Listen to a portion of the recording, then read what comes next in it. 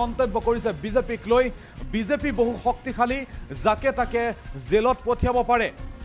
অপৰাধ কৰা বা নকৰাৰ লগত তেওঁলোকৰ কোনো সম্পৰ্ক নাই বিজেপিয়ে সিবিআইক আদেশ দিছে মোক গ্ৰেপ্তাৰ কৰাৰ বাবে অহংকাৰ আৰু ক্ষমতাই মূৰত ধৰিছে বিজেপিৰ অৰবিন্দ কেজৰিৱালৰ এই মন্তব্য অহংকাৰ আৰু ক্ষমতাই মূৰত ধৰিছে বিজেপিৰ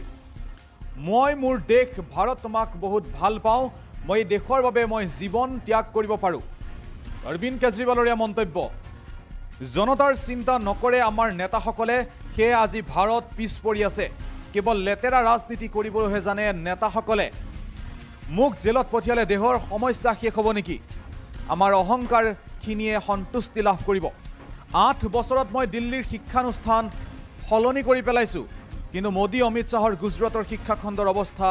চাই আহক এয়া অৰবিন্দ কেজৰিৱালৰ মন্তব্য যেহেতু আজি সিবিআই সমন জাৰি কৰিছিল অৰবিন্দ কেজৰিৱাললৈ আৰু আজি সিবিআই জেৰা চলাব দিল্লীৰ মুখ্যমন্ত্ৰীগৰাকীক আৰু তাৰ পূৰ্বে এনেধৰণে মন্তব্য কৰিছে অৰবিন্দ কেজৰিৱালে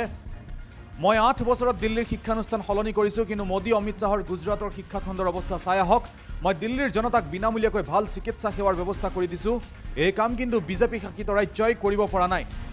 আপোনালোকে দেশৰ জনতাৰ বাবে একো কৰিব নিবিচাৰে কেৱল আপোনালোকক ক্ষমতাহে লাগে এনে নেতা আৰু পাৰ্টিৰ বাবে ভাৰত আজি 1 নম্বৰ দেশ হ'ব পৰা নাই